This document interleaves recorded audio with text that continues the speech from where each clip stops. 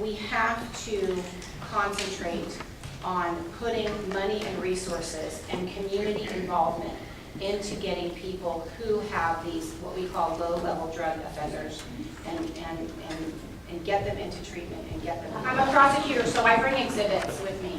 And this is yet another text message between me and Mrs. Egan about morale in the office and my complaints about it. This is the second time in a public forum that she said that she's never heard it before I ran.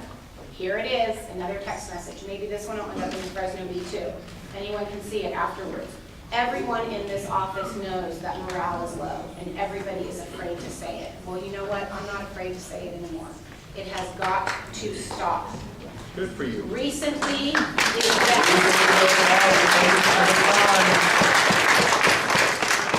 of you who are in the know, you know that recently things have changed since Kelly Keenan arrived and Elizabeth Egan abandoned our office. He has taken over, he has put in these policies, and he has made it unspeakable in the DA's office. The morale is low, it's a hostile work environment, nobody has discretion, and for her to sit here and say that is not the truth. Right now in the DA's office, trials are emphasized, trials are praised, and people are made to try cases that they do not believe they can ethically prosecute. And that is what needs to change. Offender reconciliation program working at juvenile hall. I was specifically instructed by Mrs. Keenan's chief assistant district attorney, Mr. Keenan, that I was not to participate in the victim offender reconciliation program when I was supervising the domestic violence unit, because Judge David Gottlieb, who's been a crusader in VORP, as we call it, wanted to talk about bringing it into the adult court of domestic violence, and I was told in no uncertain terms that I was not to participate in that discussion. So I'm not really sure where all that's coming from, but what I do know is this: I'm a big fan of VORP. It is a fantastic program, and for those of you in the room who don't know what it is an opportunity for the victims and the offenders to get together and talk about what happened.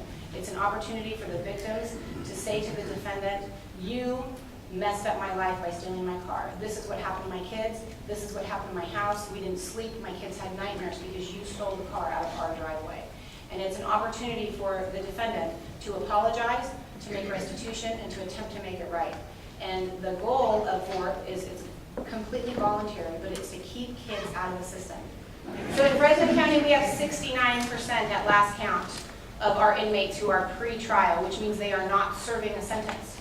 They are still waiting to figure out what the disposition of their case is going to be. Is it going to be a trial? Is it going to be a plea? Is it going to be a dismissal? What's going to happen to them? And here's what the DA's office can do to stop that overcrowding and stop that bottleneck and stop that issue of stagnant inmates at the jail. Is number one, clean up our filing. Whether we need more people in filing, whether we need more different people with different qualities and different training and different perspective in the filing department, that's the first thing we need to do, is clean up the filing. We don't have to file cases that don't belong in the courts. And we have to be able to communicate with law enforcement and victims if those cases are not going to be filed, and that is not happening right now. The second thing is we have to train our prosecutors to be prosecutors, because when lawyers come into the DA's office, they are not prosecutors. A prosecutor has to connect with people. A prosecutor has to get people to trust them. And I've been a prosecutor, and I'm proud to be a prosecutor. And when you can get people to trust you, and you are trained, and you have the belief from your office that you can go to court and do your work and do your business and settle cases for what you know they are worth, and not what somebody over in the ivory tower across the street tells you that they're worth. Because nobody knows a case better than the prosecutor himself or herself. And so we have to provide the training so that we can return the discretion to the prosecutors. We have lost 123 prosecutors during Mrs. Egan's tenure, and that is why we do not have well-trained prosecutors. These kids are coming in too young, and they're put into felony assignments before they've had a chance to be trained, before they've had a chance to flourish and develop into the prosecutors they need to be. Thank you. Thank you for all the organizations who invited us here today. I have to apologize because I get fired up. There's a big fire in this big belly, and that is for justice, and that is because outside of being a mother to my 2 beautiful children, this is my passion. This is my life's work. When I took a job in the Madera County DA's office, my mom called me and said, well, kid, you took a $30,000 pay cut to go work in the DA's office. What do you think about it?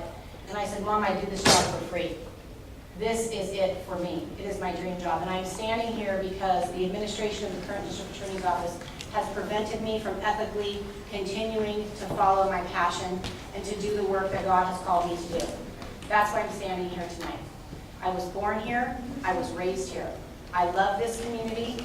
I raised my family in this community. My husband's family is ingrained in this community. And I am here to say that Fresno County deserves better.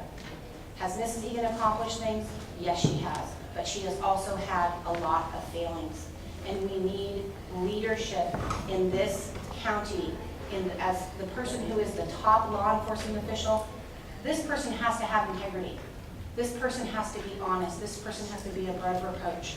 And for somebody to run a campaign saying that they are law enforcement's choice, when they stand in front of you and tell you that they are endorsed by interest groups from Sacramento, such as Crime Victims United, people who've never met Mrs. Egan.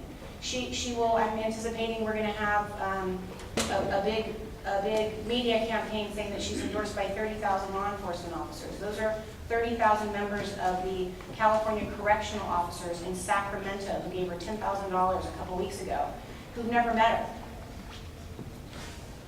I am endorsed not only by Chief Dyer, proudly endorsed by the Fresno Police Officers Association, the Reedley Police Officers Association, Sanger, Mendota, Coalinga, Fresno Fire. I am endorsed by Mrs. Egan's own investigators, her own law enforcement staff inside her office, many of whom are here tonight, are endorsing me because they know that the DA's office is a managerial disaster.